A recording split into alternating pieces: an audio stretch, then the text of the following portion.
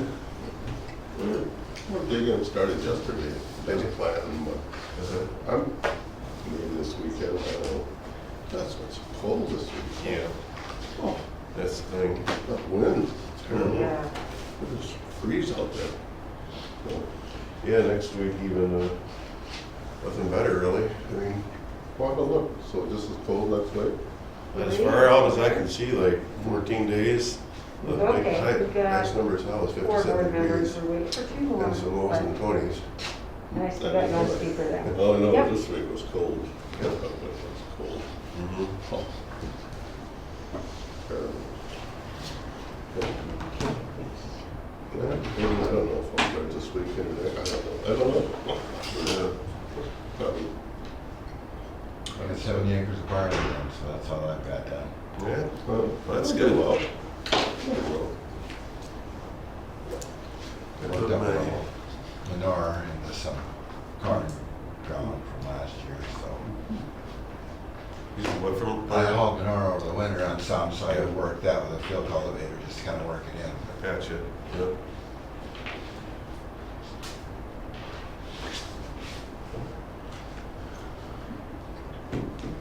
You chop that off, Lynn, or you actually harvest the barley?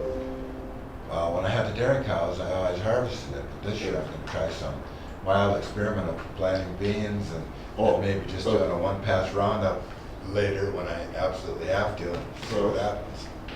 Okay, is barley as a mat for weed control? This is rye, I guess, that I put on corn silage ground after last fall. But How tall will that be when you put the beans in? it's hard to tell. I mean, sometimes it can get How tall is it now? It's probably about this tall now. Yeah. And if we get some heat, it usually goes in about a I week. see that, really Yeah. good.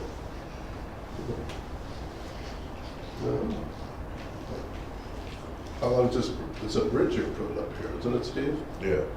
So how long is that gonna be? It's a state project. You have no idea? I'm not that familiar with it. I'm not familiar. Is there a way to cut around the gravel roads? I just came up by Dover and down by Elma. Is there a way to cut around that up here on the bridge, on the gravel road? No. Oh, okay, I didn't know. I was gonna find out. You want to take this detour, Yeah. you're going, but for me to go to St. Charles, it's better to take this, go the other direction around. Yeah, you for you, but I just cut over to the Dover road and, It's not actually that much farther. well, Go around, but I just didn't know how long, because it's been closed for, I don't know, it's been closed for a while. yeah, yeah.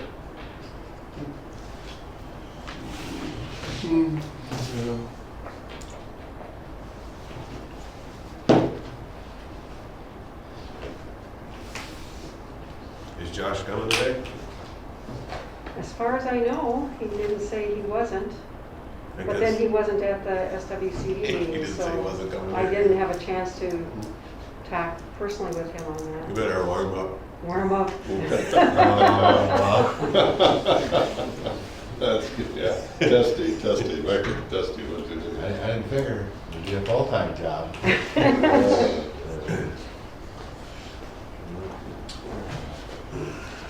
And just so everybody knows, I've got Marie Cavesi is on the phone to listen in on the meeting.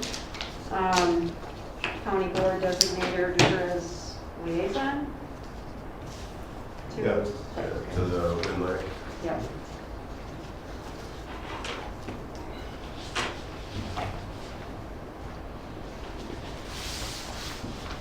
Well, we've got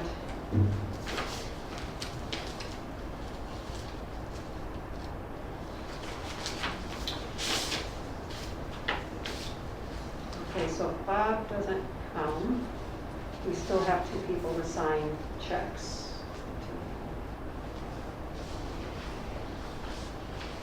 And as far as I did talk with Bob, trying to remember when, I think it was about a week and a half ago. At first he thought he might have to go to another meeting on behalf of Wabasha County, but then I thought that he was gonna come, so, but maybe that changed again. I haven't heard. There was a meeting related to the Zumbro. Where's Josh? Yeah, about that road construction, I had to drive all the way around. Me and Steve were just talking about it, but I do, you know, Yeah. how long it was gonna be. How many times we drove past that? And, you know, I just left the shop this morning, one time, got through the deal, and there we were, so that was a 15-minute tour.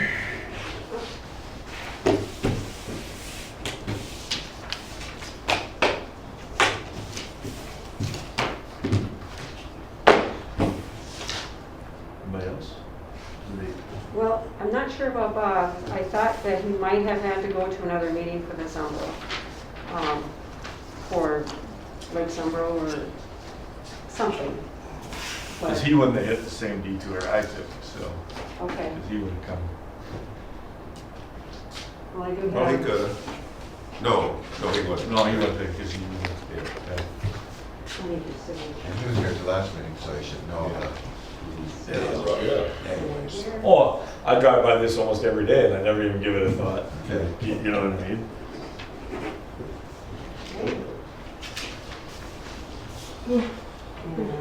And let's see, you're on the first line, so your letter A on here. So, letter A, your initials tiny over the letter A. And sign here. Okay. You know, when I got that phone call, I was sitting at a pool in Mexico. We have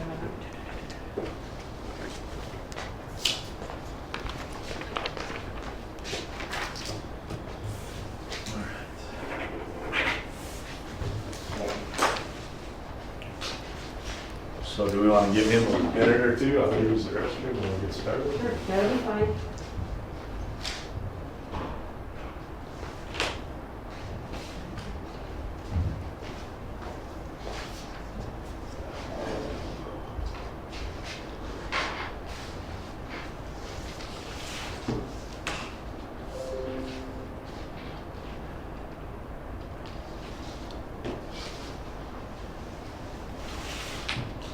Well, Steve, it happened again. I brought a laptop to Ring Central, and I'm fine at home, come here, can't make a phone call. And I'm on the internet and everything, but I can do my cell phone. Have we talked to anyone who works here? Yeah, Sarah helped me. I'm on the internet, so it should work. I'm logged in to Ring Central, and I go to dial, and it just says it keeps on dialing, and it doesn't do it. But yet I can do my cell phone. And I've asked IT about it, and they said I did everything right. But for some reason, Ring Central doesn't like the same work. Because you say it works for you at home. Yep. It works everywhere else except here. So, I don't know. Yeah, as far as I know, the internet here should be Yeah. state of the art. It'd be very, I Because wonder. they ran fiber here. yeah. I Because wonder when if I was it's- mayor there in Altura, we fought hard to get it Yeah. into Altura, just that little jog, because they were bringing it here. Yeah. And so they did. Yeah. Yeah, so I don't know if it's a glitch, with Ring Central, because I guess Ring Central was supposed to be a couple versions behind Zoom. That's what, so I don't know. Doesn't work. Should we get going? Yep. Call Yeah. meeting in order. Any public comments? Hearing none, we'll move forward. Approve the meeting minutes on February 18th. Should say 2021 on there, I'm assuming. Oh, yes, thank you, Josh. Move approval. Second. By Steve. I didn't even take a look at it, to be honest with you. Seconded, all in favor? Aye. So moved. Approve agenda? Move. I have an amendment to the agenda in addition to Josh's fix on the minutes of 2021 versus 2020. Down in 7D, number 1, the drinking water protection grant, that first line should be Olmsted SWC instead of Wabasha County listed twice. But that's the only correction I have. And also, I just wanted to inform, I don't know if I mentioned it when you came, before you came in, Josh, that I have on the phone Marie Kavesi. She's designated as the liaison to the Whitewater on behalf of WindLab, so she's listening in on the phone. Sounds good. Hearing the changes, do we have a motion for approving the agenda? So move. A second. Moved and seconded. All those in favor, signify by saying aye. Aye. Move on to consent items. Any discussion?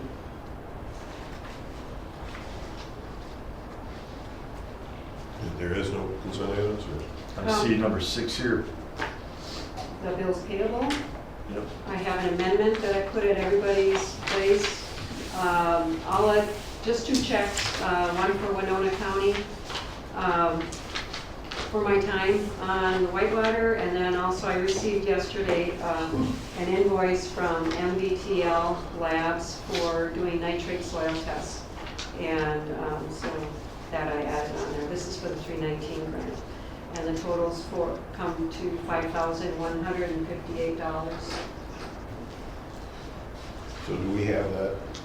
for- Yes, I put it at everybody's, it's not, just in the packet is the older one, the amended one has the red on it. And that, I put one at everybody's, it should be right in front of you, look under this. The long cover. sheet. Somewhere. Yeah, Gotcha. and I think I emailed that out yesterday with a meeting reminder.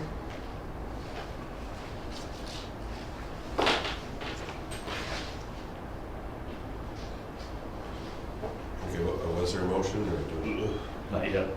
Okay. You make a motion, Steve? Yeah, I'll make a motion to approve the consent items. I'll second it. Motion by Steve, second by Matt. Approve the consent items. All those in favor, signify by saying aye. Aye. Aye. Opposed? Motion carried. Board reports. Steve? Yeah, I don't have too much, I guess, that would relate to this board. Our board's gonna spend a lot of time on our JL. So we've spent quite a bit of time on this chronic wasting disease, sharpshooting in Winona County, and we're getting quite a few applications for many acres of more solar, which is, there's been some erosion issues under these solar panels, and so we've been working through that. But unless anyone has questions for me, I don't have too much for this board, I guess, to share. How many solar panels spots you got now? I don't know, you've been doing it for a while. Yeah, we've got one 5 megawatt, which is, I don't know if that's 40 some acres. And then we've got another person who did 3 1 megawatts. I think it's 20, the last application was 24 acres. And we must have 24 of these, the biggest you can do now is 1 megawatt, but now they're stacking them, so this person is applying for their third 1 megawatt one, which makes it almost as big as a 5 megawatt, which is what they used to be, and we do have one of those 5 megawatt ones. So there's some concern about the amount of cropland that comes out of production to go into solar, and then we have bluff top building restrictions that prohibit structures on the bluffs, so which would probably be, the steep slopes would be a good place for these solar panels, but since we don't allow structures on bluffs, we have to push them back into more prime soil, and the people want to do it, and then it takes a chunk right out of the center of the farm of the best land, and we don't have flat land like you do there, so But I work hard on the planning commission to try to help people work through it and get them approved, because to me, any economic activity is good for everybody, so try to keep moving forward. But they're controversial, and I had another email last night about someone who's concerned about what's going to happen to them, how are they going to be recycled, and they likened it to wind generators that they're having a hard time recycling the blades on, and these are made up of, many panels are made up of, if you look at all the ingredients that are in them, there's a lot. And something has to happen to that at the end of its life cycle too, so. They're burying all those wind turbines. They're burying them all. Yeah. Oh, Wyoming. The other thing I've heard, and maybe Matt or anybody I guess can attest to this, is kind of this, hey, you'll let me have such and such a prime farmland and put up a solar panel, but I can't put up a house. You know, which one's more important? You know, a roof over my head or, you know, electricity? And that's been the argument, you know, that I've heard on it is, hey, these panels are going out in prime areas. It's not like you can't see them, and but yet, you know, I can't go build a house on a 2-acre parcel. So that's been the other argument that I've heard is, you know, which one's a necessity. So it's kind of hard to answer that question. So Yeah, screening them is the place we spend the most time on. Trying to put up vegetation so that people can't see them, because the people that come to the podium go on and on without thinking they shouldn't have to be able to see them when they drive by, or so. And personally, I don't really care, but a lot of people do apparently. So yeah.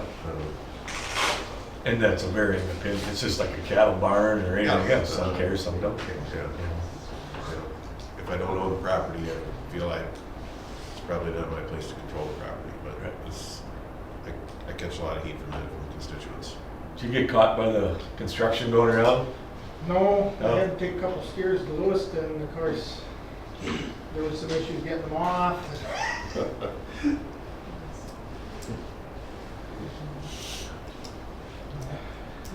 Matt? Yeah, talk about, let Steve follow up. We're having a huge, bird nesting rights. Okay. Geese, cranes. There's a big, on zoning, anything with bird nesting has been huge last month in the Homestead County. So, it's from construction to save the birds, like I say, there's a big thing about the geese. There's thousands of geese in Homestead County. And there's a development about bird nesting rights, so it's an ongoing clash between people and wildlife now. But it oftentimes, you know, and there's definite merit to it. I mean, I grew up on a conservation farm, but, you know, a lot of times and I say this just lightheartedly, but oftentimes we want to protect all those geese and everything else until they become a problem, and then we got to figure out how to undo the problem that we created, because they're like running around crapping all over everything or whatever they are, you know. And so it kind of goes both ways. So. But we had a zoning discussion last week, and we had emails and resolutions from across the United States with the Audubon Society and every. Honestly, I had this high of comments on a zoning issue. So I think it's hard. I don't know how we get anything done, to tell you the truth, anymore. That's what it's coming down to. How do you get anything done in anything if somebody has an objection? That. Yeah, that's all I got. That's good. James? Well, no problems looking. Pretty basic. Just a few cost share contracts, mostly seem to be running for grass waterways right at the moment. that's pretty much it. Well, and it's been taking the most of my time is our new conservation idea at the Soil and Water, which is to reward people that are doing the absolute best conservation practices with maybe property tax reduction. And it's just blowing up into a huge amount of talking with people, and the Minnesota Department of Agriculture sounds like it would be willing to put maybe 30,000 towards a pilot study in Wabasha County to try that whole technique. And it's funny about the property tax thing. The MAWQCP, they actually had that idea to go statewide, the property tax deductions, when they started it, but then with the political environment, couldn't really get it done. So we're hoping we can work with the county board to be our partner in this and help to transfer the money through the property tax thing. The hard part's going to be homogenizing everyone's participation, which is a note I wrote here, because I actually talked to the RC&D, and it seems like the executive director there is mostly interested in maybe taking a cut out of transferring the fund or not, and maybe we don't need like two of one sort of thing. We more need people with particular skills or organizations with particular skills to come together in the most efficient manner to get this done, and not waste anything along the way. One thing that came to mind was Emily Zanon from Minnesota Pollution Control in our WinLAC meeting. She did a presentation. I don't know, maybe you had to leave early or whatever, but they had all the data that was gathered, like from Minnesota Department of Agriculture or whatever, and they try not to double up to be more efficient of who gets what data. And she made a comment that just really stuck with me. It says, always use them before looking further, because they've got a lot of data, so anything you need, it's better to see what's done already and not waste any money trying to find it out later. So, I mean, I'm pretty hopeful that maybe we can make some changes, but the ultimate goal would be to maybe have a societal trend be more towards farmers wanting to not have the big red zones in the county where your nitrate is high in your drinking water and so forth, and get the momentum moving, I guess, in the right direction. So that's what I've got, I guess. So, question, has there been, this is, I don't know anybody else that's in the municipalities, you have a pie. There's so many dollars in that pie. Whenever you talk about a reduction in tax, that money's got to be replaced if we don't cut the spending along with the reduction in tax. So what do they think? Somebody's going to pick up, if me as a landowner gets a reduction, somebody else got to pick that up, because that pie doesn't get smaller. Well, The pie stays the same.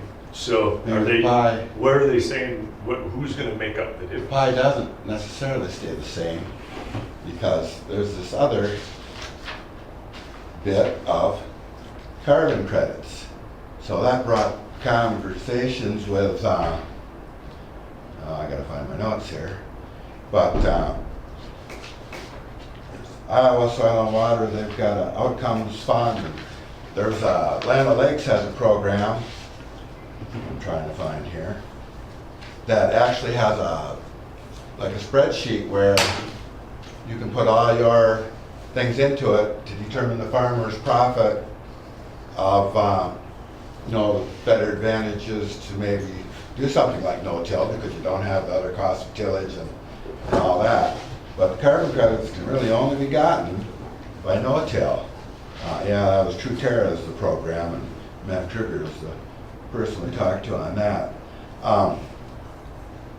But you can only get carbon credits really by no-till. Just like a cover crop, of course, takes nitrates out, but it isn't going to raise your carbon sequestration in the soil if you work it up again.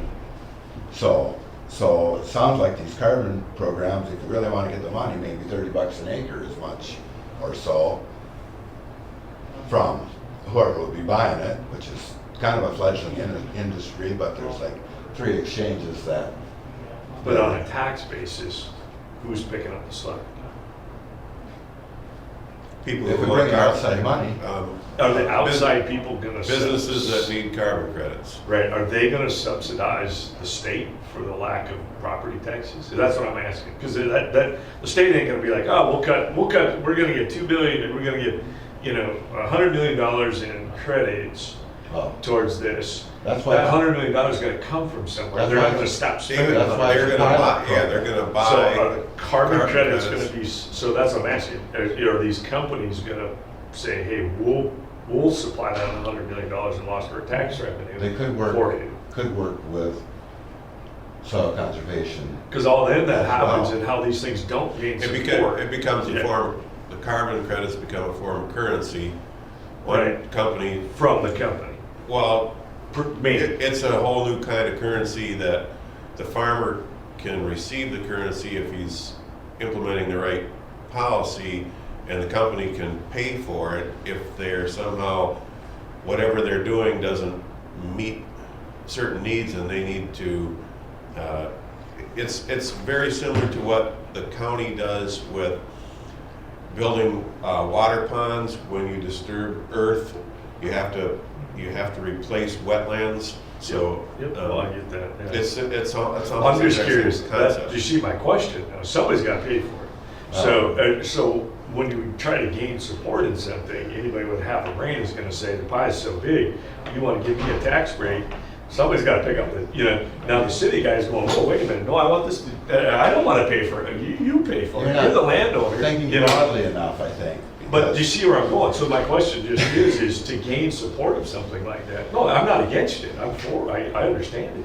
I'm just trying to say, as you move forward, what's the answer to probably the biggest question is who's gonna pay? Developing relationships Yeah. and interconnections with where the money is, and we also need people to take the samples and do the testing and all that. I mean, Land O'Lakes and so forth is hiring agronomists and whatever to do that now, but I mean, the more people start doing it, the more people need to take the 8-inch core samples, and there's a lab down in Iowa, not that many maybe so far. I mean, all that infrastructure needs to be worked out. So before I get too negative, you gotta just think that some things This need to be isn't developed. negative, this is positive. Well, I'm trying to fix a problem for you. I'm trying to say, hey, these are things, and this is why I think the people that have sat on, any municipal boards or county boards run into these things that say, hey, we have so much money. You take out of that, we have to figure out how to put it back in. And that's gonna be one of the big things. Eventually, you're gonna overcome that, or you're gonna get to that stage where somebody says, okay, so as a state, you want us to pay out or not take in so many dollars. We still need so many dollars to function. Where do those dollars come from? You either go into the residential sector, the commercial sector, landowner sector, somebody's gotta pay that difference when those dollars don't get paid in. So that's my question, who's doing it? Is it private industry? Are they gonna go back after the another segment of the taxpayer to gain those dollars in? Are they gonna raise taxes over all and everybody, and he who doesn't do it just loses even more? That's what I'm trying to help solve a problem for you. Well, you're not really bringing up anything that hasn't been thought of. And the goal is to get as much corporate money, outside money to buy these carbon credits Right. that would help subsidize. That tax reduction, Yeah, yeah. but for the pilot program, we're gonna be using Minnesota Department of Agriculture money, of course, to work Yeah. on the staff time and so forth to try to figure this all out. So, I mean, it's in the initial stages, to be totally honest, but I think it has great potential. Yeah, and I only bring that up, Lynn, because that's what's coming. They're gonna say, well, how do we fill the void? So that's why I was just asking. I don't know where the money is coming from to give us a tax rate. Because I know good and well, it's gotta come from somewhere, so. Well, that brings up another issue, which is on topic, kind of, but still on topic. I mean, part of the reason I'm trying to do this is because my family's been in Wabasha County from the very beginning. I love the county, love the natural resources, the good farmland, and there's a lot of things happening there starting to damage it. My son bought a lot in Utica, and they're like 23,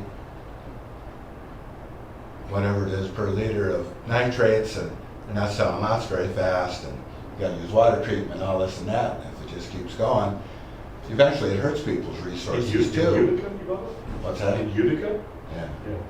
So eventually it hurts people's general societal wealth of your whole area, which is something to think about. You can't just think maybe about, this is my land, what I have right now, I should be able to do whatever you want, no matter who's hurt.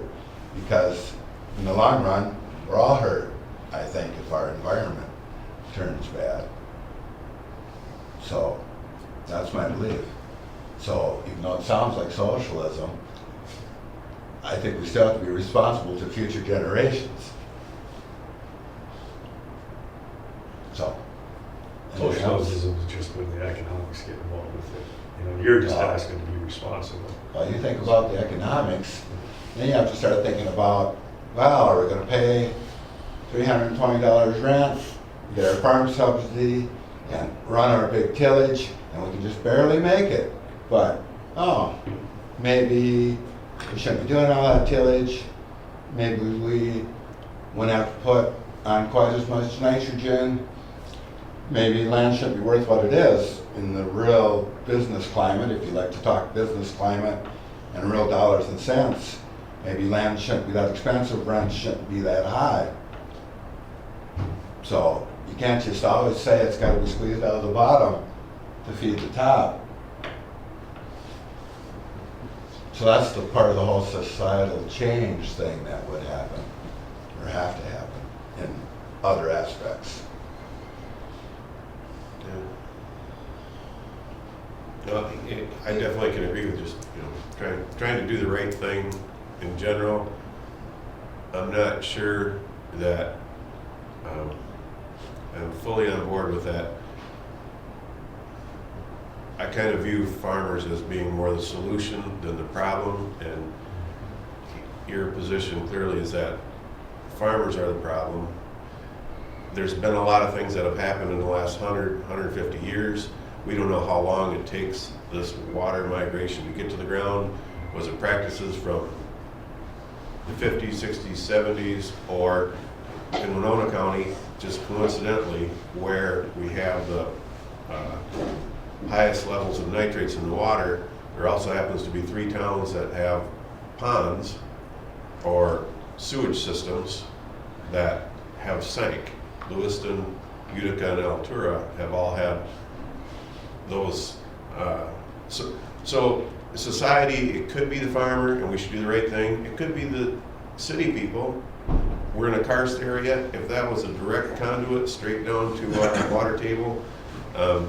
So I agree with doing the right thing, but I'm not on board with trying to really place any blame on where it came from. I'm not gonna blame it squarely on farmers.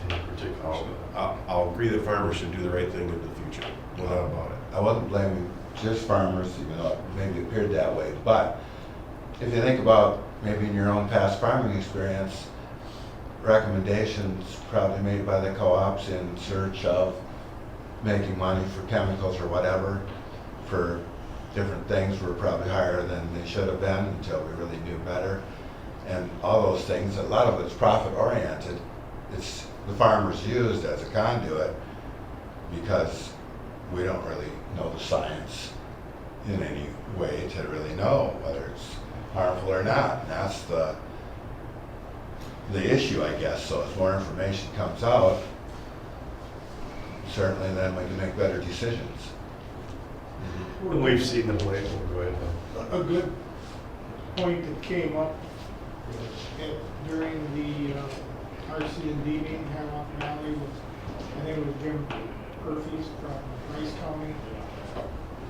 When you were talking about your program, he said, well, all that monitoring is supposed to be taking place by the SWCDs, your conservation plans, and everything like that. And that's one thing I think we need to get a little more enforcement with, because, you know, I think there's a lot of acres being farmed where the conservation plans of the 80s, 90s just kind of got pushed aside, and we're just gonna do what we want.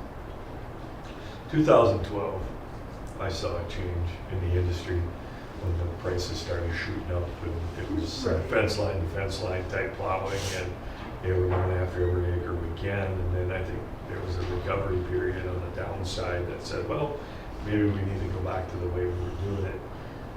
You know, I saw a shift in the industry right there when the grain prices shot up. So it was kind of, and was cheap, grain price was high, more is better. Go to the moron theory, if it feels good, let's put more on. And I'm not blaming SWCDs, Yeah. it's just, you know, these conservation plans are supposed to be on file, and we're supposed to be following them. You know, if you're not in compliance, you're supposed to be thrown on the government programs. Is it a fair statement to make in what I've just been in this industry for 20 years in 7 states? Years ago, back in the early 2000s, when nobody wanted to really talk conservation, cover crops, you know, I just slang term weren't cool. It was like pulling teeth to even get guys to look at them. You know, whether we're on the no-till, minimum till, full-till programs, there's benefits to all of them. There's some places it's a necessity just to keep the economics of farming going. When we have compaction and it's severely damaging our farm, we have to do something to limit it because the economics just aren't there to continue to farm. So no-till is definitely never going to be the answer because we don't live in a perfect society, in a perfect realm, in a perfect world. But, you know, minimum till, no-till, whatever your system is, full tillage, how do we do the best we can with what I'm doing? And I think what I have seen transition is landowners, farmers are becoming more aware of the issues. They're seeing the politicized or the political aspect they're almost being faced with. The buffer law was kind of the first slap upside the head. And like I've said so many other times, I've just told landowners and farmers, this was an easy one. You know, this is an easy one. Just wait till you get to Europe where you got to go in and lobby for your nitrogen. Because that's what's coming if we don't start doing something different. And it's going to be put to place by people that may not understand the ag industry. And you're going to be forced to follow those rules. So what I'm seeing is there's more public awareness of what they're doing. And then just, you know, being in a room with farmers, I believe the economics of ag don't allow near as much as what they used to, the abundance. This, you know, back in the 2008, 9, 10, 12, especially 13, we saw end numbers just going through the roof in Iowa, even here in Minnesota. We don't see that anymore. There's still over application, but just the raw economics don't allow that to happen here like it used to. And with the onset of different bacterial things and stabilizers, we're seeing the natural trend to get better and more efficient. And I think we're going to continue to see that. What I don't want, and this alludes to a little bit of what Steve was saying, is a forced concession on how we should farm. And I believe that in time people will make the changes, whether it's economically driven, whether it's morally driven, to get us to where we need to be. I look at subsidy programs or some of these other programs as a means to help lead, or maybe to give a gentle nudge to get guys to go in the right direction to start figuring things out. What I don't want to see is the socialistic aspect where we force and then tax and then subsidize to gain something. I would rather see a led or a slightly nudged position to the farmer. And I see the industry actually moving there. That's just my 2-minute take.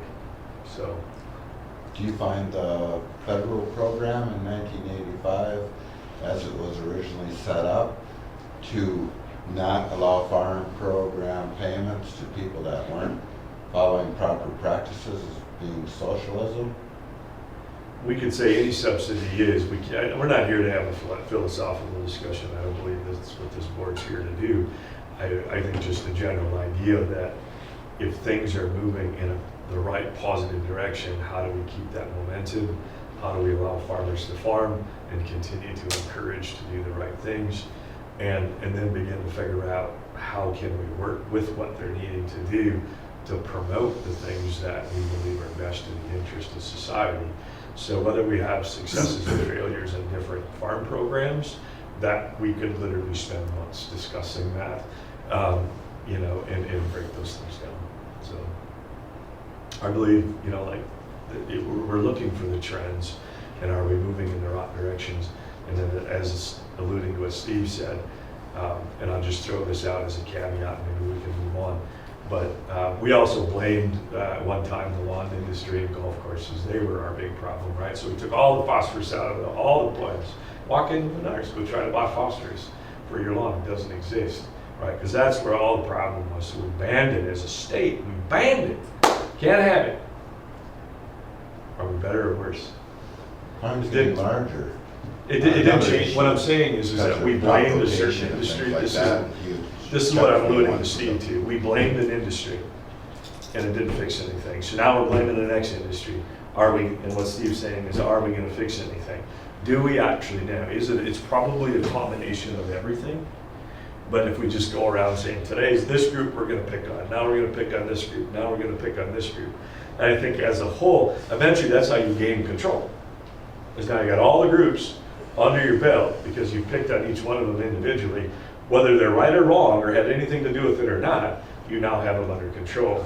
And I think that what Steve's alluding to is that we don't really know the percentage and the base of all of it.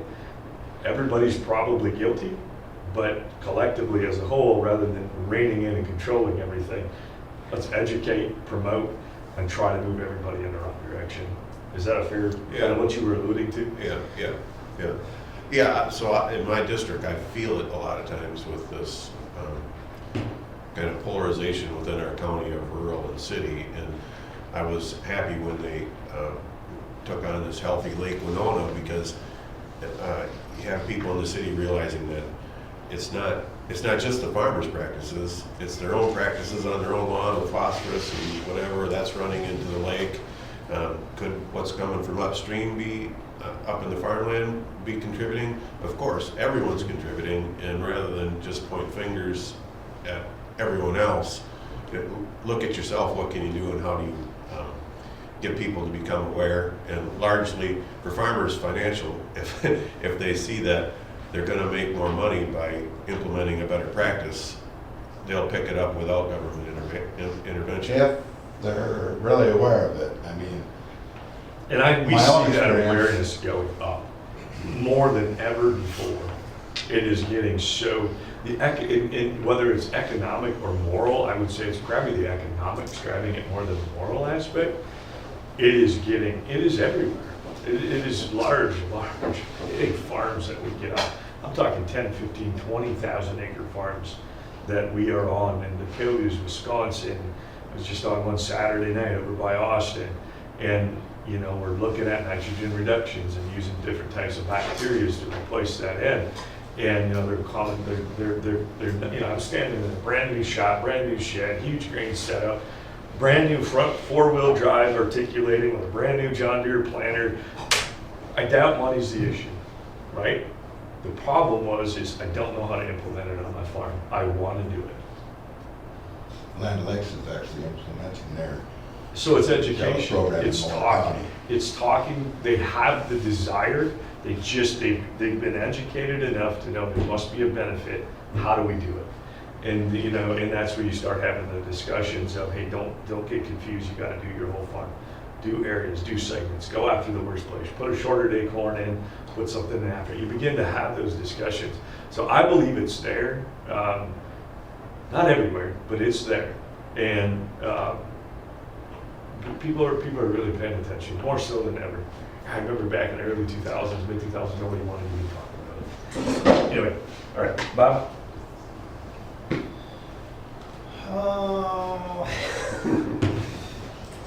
Don't have a whole lot going on in Wabash County today.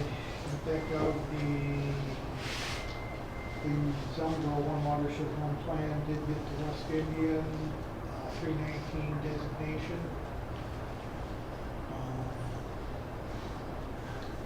There is some work going on already there, I think was it Kelvin Limited maybe, or with another non-governmental source. Probably about all. Got a quick addendum to my update, sort of related to the conversation, and that's simply that the Homestead Soil and Water, they've added a natural seed and planting plants to their tree order, or their tree website order capabilities. So like the pollinator stuff and things Right, like that? yeah, bee lawns and just natural grasses and whatnot. So, Some of those can get spendy. Depends on what you do. yeah, I mean, probably more expensive than some of these things, I suspect, yeah. But I don't know. We'll have to see how it goes. Hopefully it'll be very reasonably popular. I put together some for some people, maybe a little bag, and $700 for that little bag. Crazy, just Well, we're trying to keep it a little lower. some weird thing that, you know, that's a shell shot. You don't spill that one when you're putting her in your room. So for us, is that somewhere? For us, I was not able to make the last meeting, so I got to rely on Steve and Sheila if there's anything going on. I didn't hear. I just looked over the agenda and what was happening there, and nothing was over the top that I saw. Kind of business as usual. Just hoping for a good spring. And looked like we were kind of on that track, and now we've cooled down. But hopefully next week. It really looks like it's warming up in the Dakotas, so hopefully that's coming across. We've got a lot of wheat production already that we're getting out some acres on so out there. So that moves this way. I think we should be ready to roll. Farming. That's all I have. Okay. Financial update, Sheila. Okay, for the balances for the end of February for the checking and the money market, after unearned income was subtracted out, we had $84,588. And then for March, that balance was $85,000. And I had a little bit of a glitch doing QuickBooks this time. For whatever reason, and the bank is trying to get it fixed, is I could not get statements for March, and then for the money market, the first quarterly. But I was able to get the transactions, but not the official statement. So I have a printout of the transactions. It wouldn't give me the nice report. Is it merchants? In West, in Lewiston. Oh, Yeah, so, and I got the email saying your report is ready, and I went to get the report and wasn't able to get it. So I got the information I needed to do the QuickBooks, but not the, so when Bob looks at the financials, he'll see just a printout, and I just highlighted what applied to that portion of the year. And that's all I have on the financials. any discussion? Move on to B, discussion about cost share. Okay, James had asked that an agenda item be added to today's meeting, discussing about cost share, about how I portray how we have, right now, what I have been doing and what I've always been doing is I just put the contract number without the landowner's name, and then, but then I do have the landowner's name with that contract information at the meeting. So James provided this in an email to me and Josh, and so I just highlighted where he showed examples of Winona County SWC, Wabasha County SWC, and Olmsted SWC at their meetings when contracts are coming up for approval. They have a contract number as well as the landowner's name. And I guess originally I didn't include the landowner's name just to be on the safe side because there were a couple of federal NRCS related, I think PL 566, and that, NRCS is very particular about who the landowners are and where the practices are being implemented.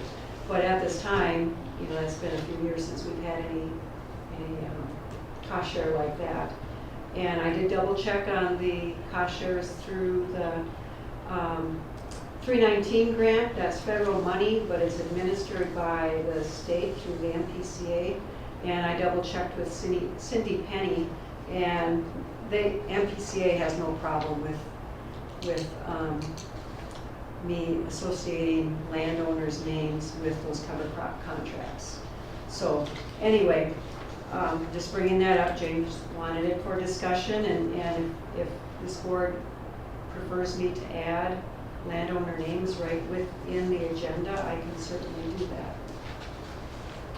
Any discussion? And we do, obviously we do it with them. Yeah, I mean, it just seems like that's the most common practice among SWCDs.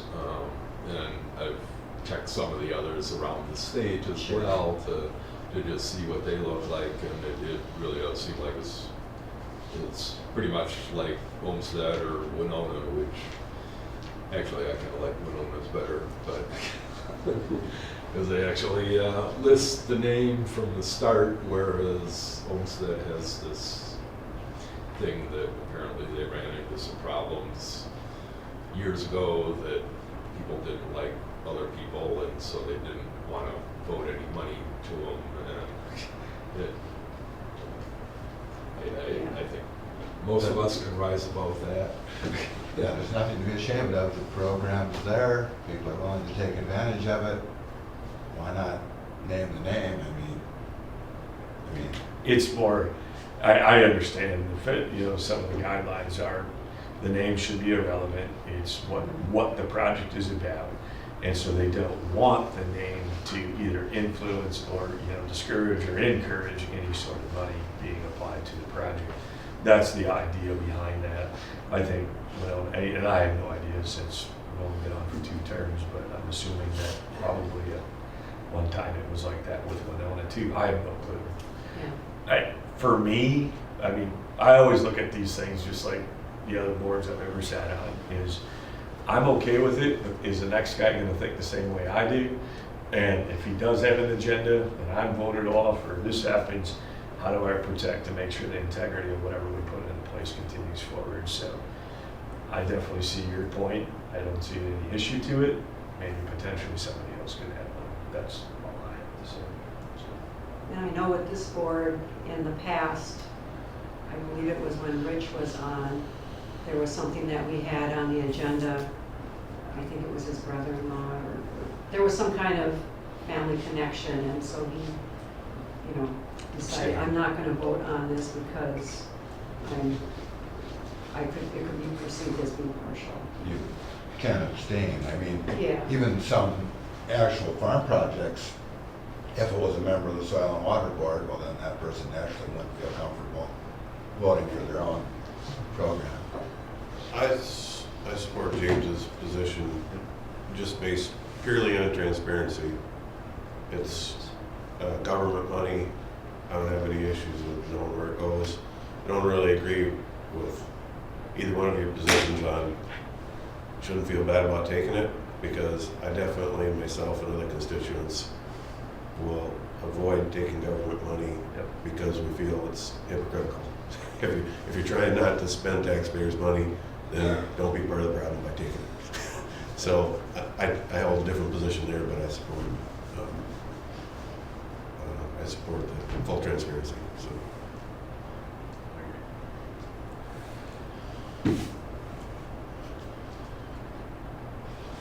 I could add this as, I know last meeting we had, our policies that we voted on. I could certainly add this to that so that the next time we update it, we include this discussion. I don't know Wabasha's and Winona, or homesteads, but the way Winona does it is pretty nice how they lay it Yeah. out. You know, that format we have is really nice. Yeah, Wanda does a great job in keeping things organized and clear, and I really like learning from her because Yeah. she's top tier as far as keeping things on track. Well, this is on the agenda now. If, I'm not gonna make a motion, but if there is a motion made, that would become our policy, right? Maybe we can either do it now, or we can, Yeah.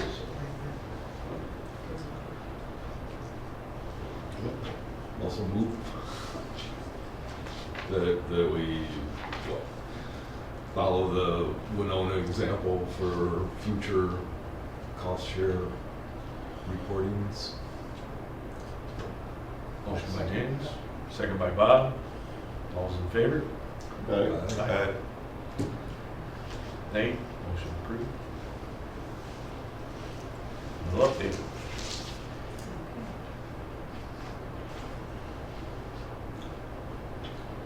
Right. Got up. On to C, surface water assessment grant. Okay, so we did last year was the first year of doing the surface water assessment grant. And so we finished that monitoring, and now we're getting ready to start monitoring again for 2021, and this will be the last year for doing that. So this helps inform MPCA's assessment of the watershed. And there were a couple of things that happened last year that caused the budget to go a little bit off kilter.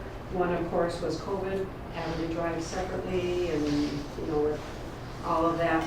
And then the other thing, and it mostly was with Wabasha County SWCD. Terry lost some staff members who were supposed to be working on the training. So then Terry had to fill in for a good part of that year, and then we had to train in the new staff to do the monitoring and everything. So that kind of impacted the budget. And MPCA, they've been very good. They said, well, it is our intent to fully fund this, that, we're not expecting the locals to pitch in kind and staff time and stuff like that. So anyway, we worked up another budget, and then there were also some extra equipment that we had to buy that was not anticipated. I have to be approved, and I don't need a signature today, just the approval, because the signature I would have to do in the state's SWIFT program, and I just go in and say, yes, approved.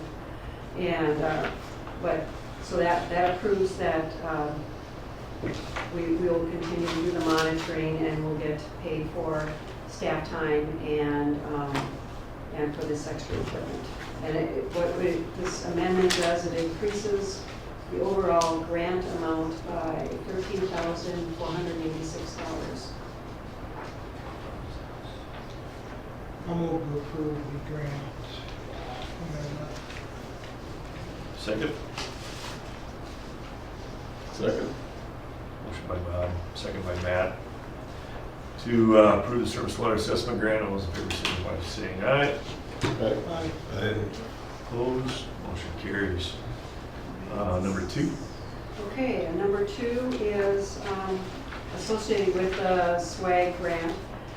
This is an amendment to the agreement that we have with Wabasha County Soil and Water Conservation District.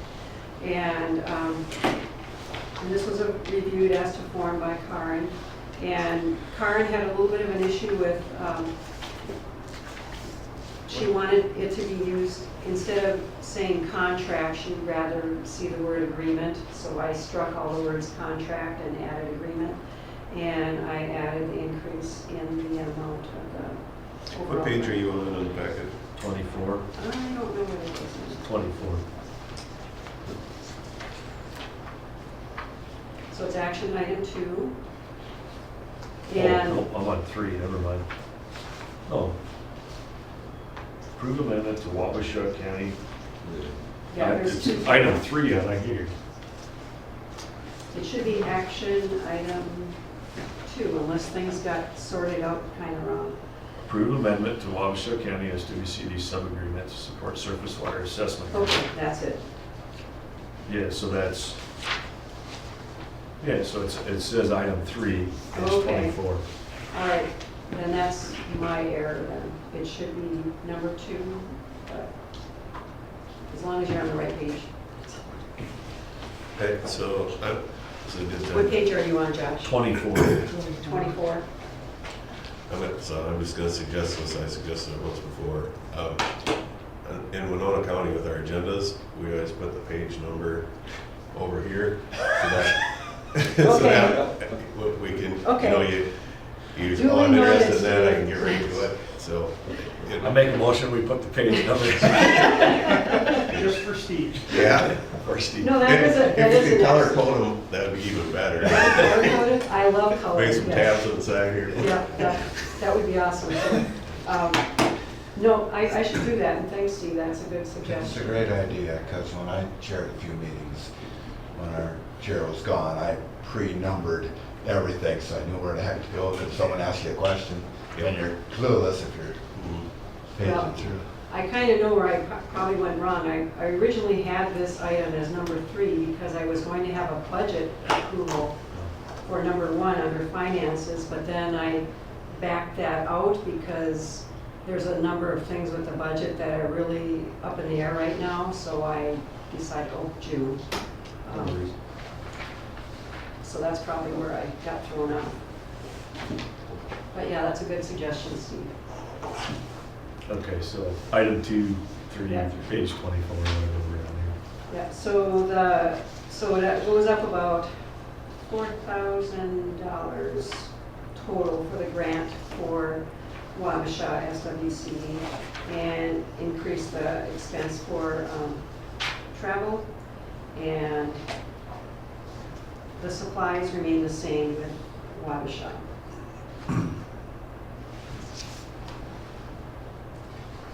And once this is signed, it will go to their meeting next Thursday. here. So that's a pretty big jump from It 65 is. to 10. It made a What- big difference, What expenses having did we Terry incur? do a lot of the monitoring, because her billable rate was much higher than somebody newly hired with the district. So that, and then there was, it was basically also underestimating the actual time it took to do some of the monitoring. Yeah, for a 40% jump. Yeah. Any discussion on this? I move approval. Second. Motion by Steve, second by James. All those in favor? Right. Right. Opposed? Motion carries. Drinking water protection grant, number 1. Okay, at the last meeting, we had an amendment to the drinking water protection grant to basically extend the end date until December of 2023. It was December of 2022. So this will allow us to do some cover crop contracts, 3-year contracts starting this year. And there is no change in the monetary amount of the grant. All it does is change the end date. And when Karen Sonneman reviewed, she just recommended a statement in that first paragraph saying this amendment extends the date of the sub-agreement to December 31st, 2023. No other terms of the sub-agreement are changed, and the entirety of the sub-agreement is provided for below. So that was just some legalese that she added to it, but otherwise it's exactly the same, and changing the date.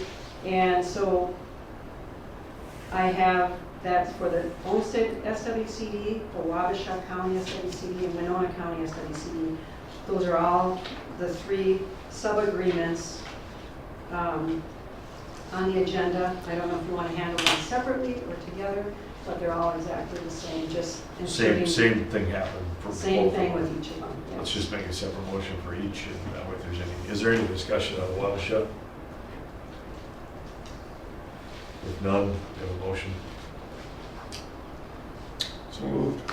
Motion by Matt, Second. second by James. There we go. I'm gonna get my head right here. All those in favor? Aye. Opposed? Motion carries. Any discussion on Monona County? Same scenario, just changing the date. Move. Second. Motion by Bob, second by Lynn. All those in favor? Aye. Opposed? Motion carries. 319 nitrogen. And we gotta do it for Homestead, Oh. too. Was there an Olmsted one? We do Homestead, Oh, it's just, number 2 was supposed to say Olmsted, right? it is, yeah. Yeah. Yep, So so, approval on the Homestead. motion by Steve. Have a second? Second. Second by Matt. All those in favor? Aye. Opposed? Motion carries. Okay, 319. Right.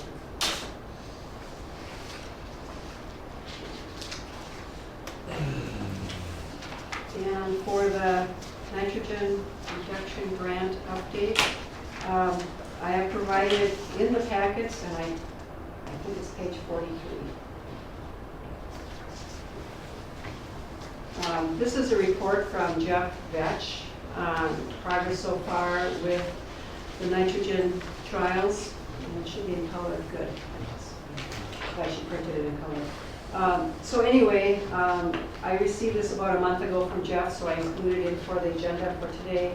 And it's just graphs showing in detail what the results were from his trials. And because last year, as you recall, we had COVID starting, and then Jake left for another job. And so I was really thankful that Jeff stepped in, and I think that was towards the end of April. But at that time, the farmers that were lined up to do these test plots, they went ahead and planted their fields without having a mapped out test plot being done. So Jeff was only able to get 2 done because he had to get permission to travel because of COVID to come to the fields, and that took some time. And farmers frankly had good weather, and they just did what they needed to do. So when we did this, when Jeff came on board, he was going to pick up the remainder of the test plots this year, and he has those all secured, so that's great. But these are his results from last year, and last week Jeff connected with me and asked if we would be willing to have him come and give an in-person presentation. And so he plans to come to the June meeting, and he'll probably give you some more of this, and as well as maybe what other results will be. So I have him on the agenda for the June meeting. But just for your own information, this is his data and what he submitted to me and what I will submit in the quarterly report that I have to do before the end of this month. How many plots does he have on this year?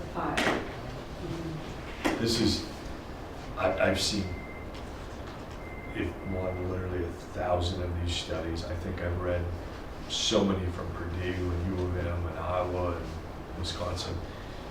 This is the conclusion. You can't take this data and go farm. This is what it boils down to. The farmer should be doing this on his own ground, because your soil is different than his soil, his soil, his soil, my soil, his soil. That's what this shows to me. You can't take this and go, oh, I only need to put on 120 units, because it'll fail on yours and it'll work on mine. This is what landowners and farmers need to be looking at, and I think they are. I think they are doing these things now. And so I look at stuff like this and say it's evidence-based that you should be doing research. That's the conclusion to me. You should be figuring this, where's that line on your farm? So, because sometimes this is infuriating. It just bothers me, because now I gotta go explain why this is gonna fail on your farm. And so hopefully there's a grain of salt taken with all this, but looks like it could be some fun information. I have a question on this graph here. Are these all individual tests, all these dots?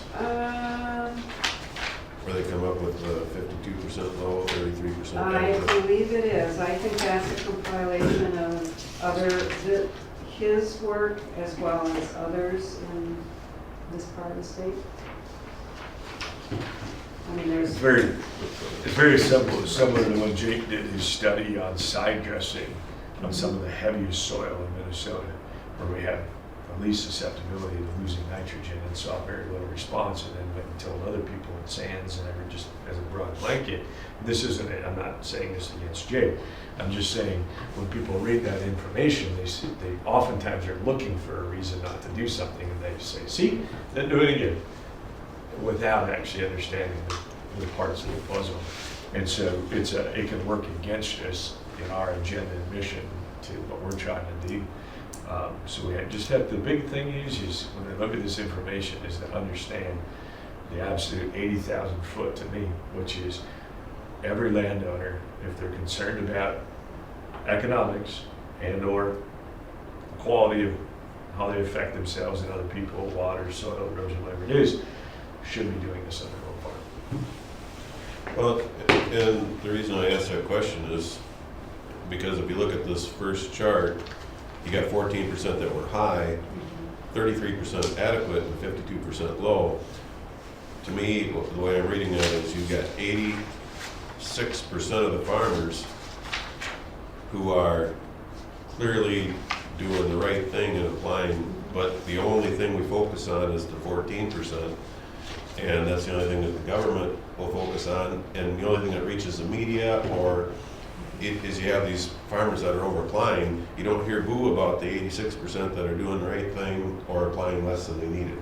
And that was a frustration I had with Jake, was that if he helped somebody through a study, unless he found that they were high, and I pointed it out, he wouldn't tell them that you're not applying enough nitrogen to get the yields you need. We're just trying to push everything down. And I think the proof is that largely farmers are not going to apply more than they need unless they have to. Some guys must be experimenting with high rates, 14%. So, and Some of it, and just being in this industry and virtually every soil type predominant to the Midwest, there's, I'll say it again, I've never seen so much concern about nitrogen on an application basis. No, I'm not saying it's done, I'm just saying I've never seen so much concern about it. Even the other companies so we do a lot of distribution to other ag retailers, that's predominantly what we do anymore. There's things that were under NDAs we can't discuss, but guys, the big companies are jumping into this, and they're getting into the biologicals. We just had one happen, actually I can talk about it. Corteva, because they just released it yesterday, Corteva bought out Symborg's Blue N, which is a bacteria that uses atmospheric nitrogen. We were one of the largest suppliers in the United States for Blue N, and they literally cut our product off. We found this out Tuesday at 4 o'clock because Corteva is now going to go out and market Blue N under their name, and we work with Avita also, so we have a backup. But Blue N big is companies stabilizer. are getting into it. What's that? Blue N is a stabilizer? No, it's a bacteria that inoculates the plant. It's a natural bacteria. It's just like Avita is. There's different modes of action. And it actually, when the plant gases off methane, they're methylbacteria, and they help the plant exchange it to an amino acid form or an ammonia form so the plant can be able to utilize it. So they're very inexpensive, they're easy to apply, and it's just a secondary mode of action for nitrogen without having to put more out. But what I'm saying is a lot of these were started by small companies, a lot of them came out of Europe. The big boys are getting involved now because they're also doing this, and the farmers are adapting to it. Again, it's just another thing that says, people know there's literally 5,000 studies of nitrogen reduction and where to go at 120 to 140, and really, I don't even know how many hundreds of them. And at the end of the day, what it leads to and what it alludes to, as I was saying before, farmers are paying attention. The days of just luxury feeding in, done. You can't do it. There's no economics in it, and they've all done it. There's been 100 research studies on it, and so they're moving to option B. And I just wanted to bring that up because even Corteva's big. Everybody doesn't know Corteva. They're big, and they're jumping on these things. And so you know, they're coming. And so naturally through the economics of farming, through the progression of people saying, hey, more nitrogen applied isn't my answer.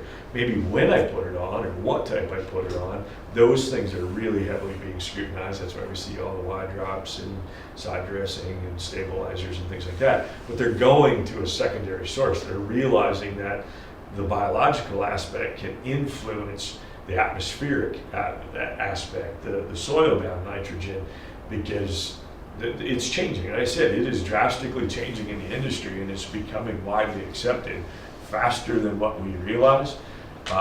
And it's a positive. And I think you're going to see these numbers get better. I really do. And it's going to naturally happen just through the economics of farming. And even this year with grain prices shooting up, we saw more of an interest on the biological side than what we did in, hey, let's buy more nitrogen. Dead serious. That's where guys were putting their money. They were putting their money into alternative things other than just putting more in on. And so it's exciting to see that. So, for what it's worth. All right, any other discussion? All right, on to 2.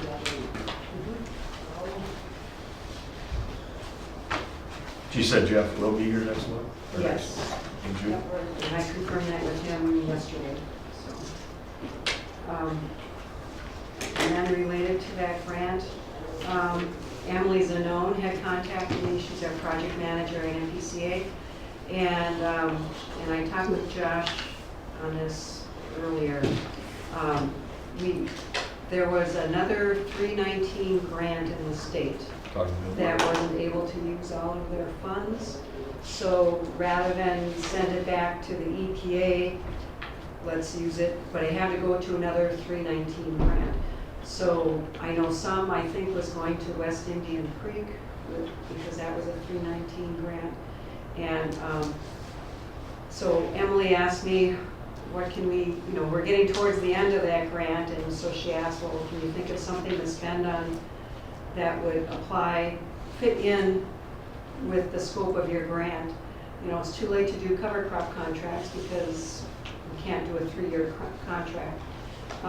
So the idea that we came up with was, how about if we use some funds to do 1 or 2 billboards that actually promote cover crops, and make it cool. Make it cool. That's so. Anyway, I went and I was able to get bids from 2 different companies, and so that's these 2 maps that I have on your. Yeah, those are the maps. So this is not in the packet. They're 2 colored maps. One is from Lamar. They're out of La Crosse. And the other one is National Outdoor Media. And I think they're all over the place. So wherever you see the half circle, that's where there's a sign that is available as of the time that I talked with them about 3 weeks ago. So I think Lamar seems to be more economically priced, but they don't have, for example, outdoor media, they have a sign on Highway 14 right in St. Charles, which is walking distance from the South Branch of the Whitewater, which is the primary focus area of that grant. So first of all, I'm looking for approval. I asked for $8,000, and so I need approval from this board to say, yeah, we'll take $8,000 to do something with billboards. So how long are they up for? So I know where this billboard is in St. Charles. The only bad thing about that billboard, when we look at truck traffic going to the river, they're either getting off in Lewiston or St. Charles, and oftentimes they get off in St. Charles because they don't have to go down through the dip. And that road is really bumpy on Lewiston and on a semi, It's horrible. So a lot of them get off in St. Charles. So when I'm looking at truck traffic, farmers Sure. driving, moving to the river, right? Because that's what we're trying to capture Yeah, that. that's what we're trying to- Unfortunately, that billboard's on the wrong side of town. So the Okay. only traffic you're catching are the Yoda, Rochester guys, maybe the few that manage to sneak their way around Rochester coming, you know.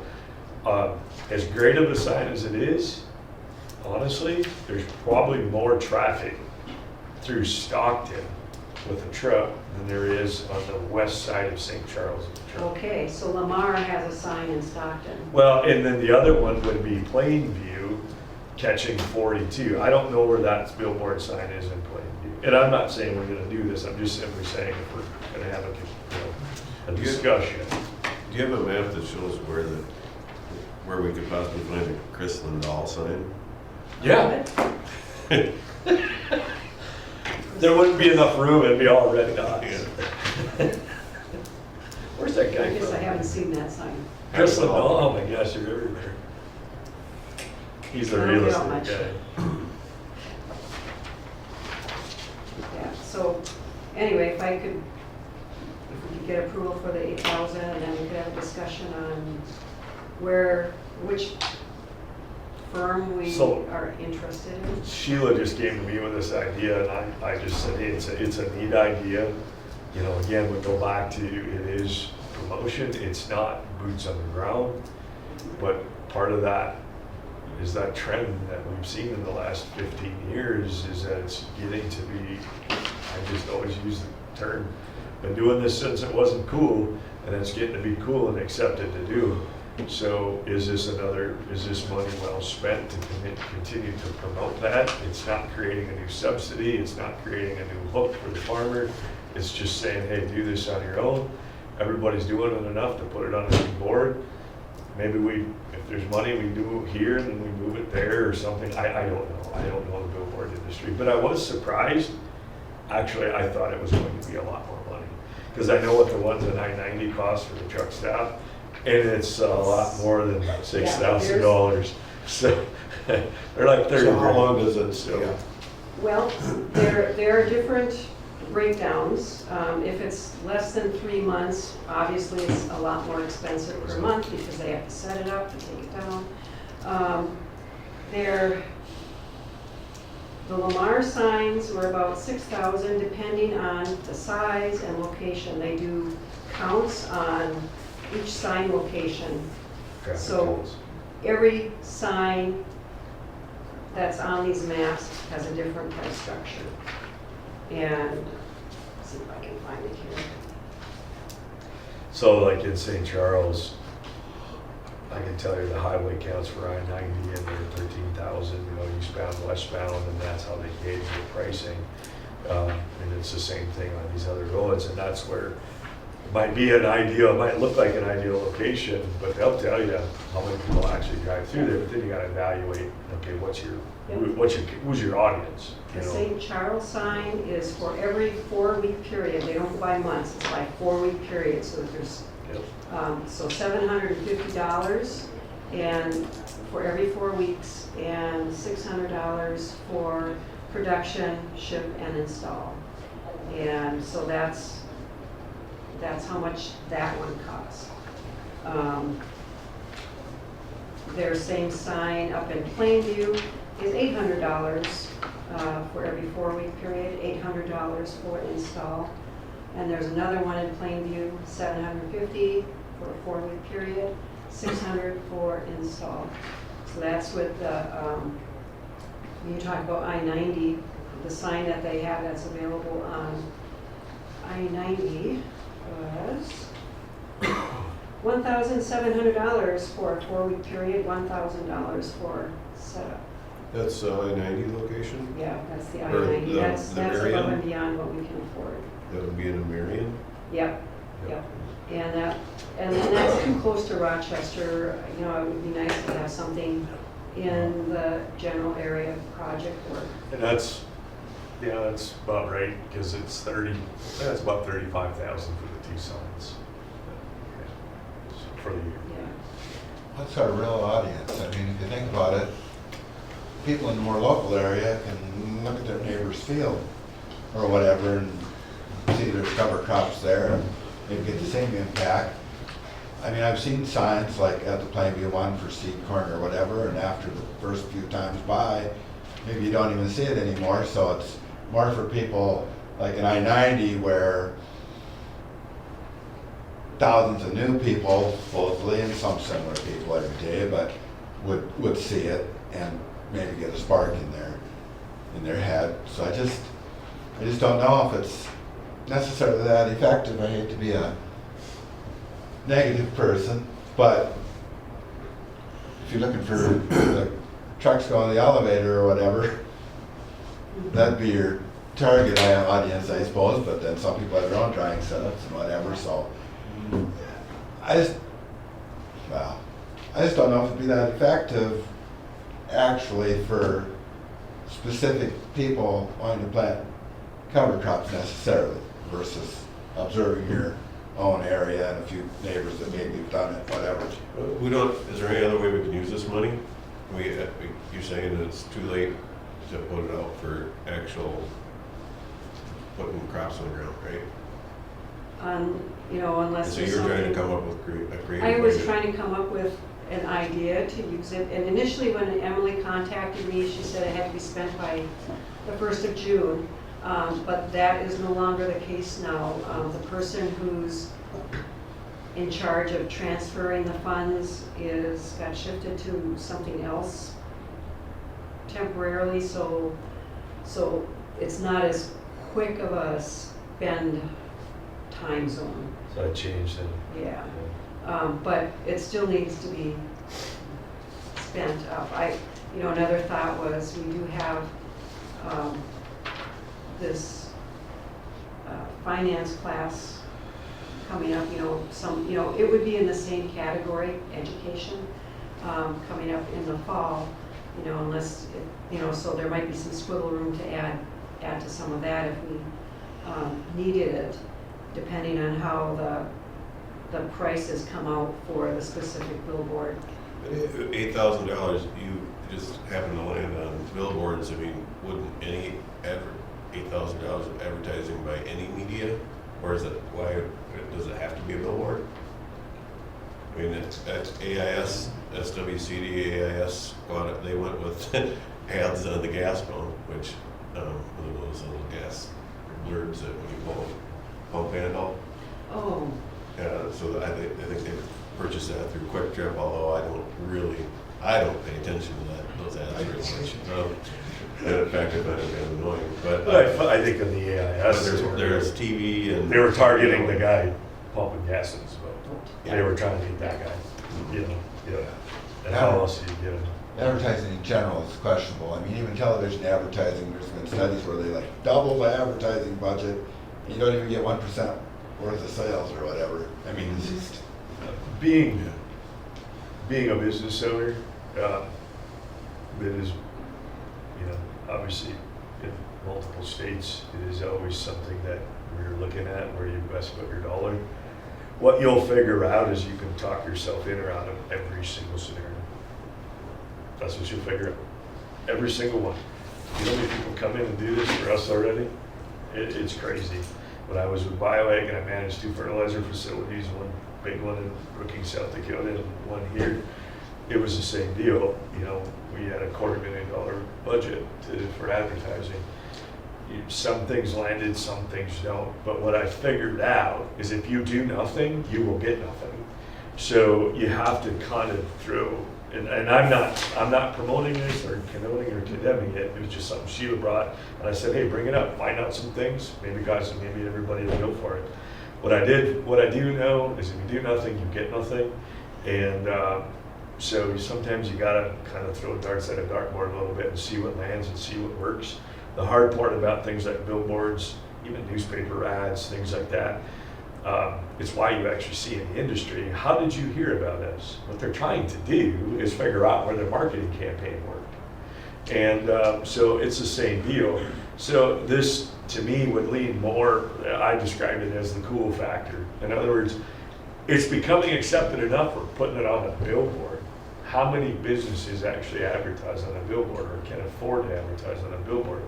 So it's just another means of getting in front of people to have it widely accepted and adopted, that, hey, these things are going on, and it's going on enough that we can put it on this great big sign for everybody to see. And it's not necessarily always about adding new people, it's about changing the mindset of people, and that begins to promote that down the line. So I could make a case for, again, I go back to what I originally said, you can talk yourself in or out of these things. I brought up to Sheila, what else can we do with this money? And at that time, without even having this extension, there was very little we could do. It really came down to, we had no programs to fund. We couldn't go anywhere with it. So it was either we just turn it back, give it back to the EPA, and they'll go spend it on God knows what, or we try to do something with it. And one of the things that she had come up with was this, and then we said, well, let's just evaluate the marketing aspect of what we're doing as a whole. And so she brought this together and said, okay, this is an option. So I don't really know if there's anything else we still can do with the money. Is there? Can we put enough on the billboards to like bring in specific traffic to the SWCDs? I mean, Well, it's limited amount of text, that's for yeah, sure. and when I was doing If that could be research on done, what to maybe put I'd on a lean billboard, towards they said, keep it. KISS method. Keep it simple, one picture, and they recommended Yep. 7 words, and What nice you- contrast.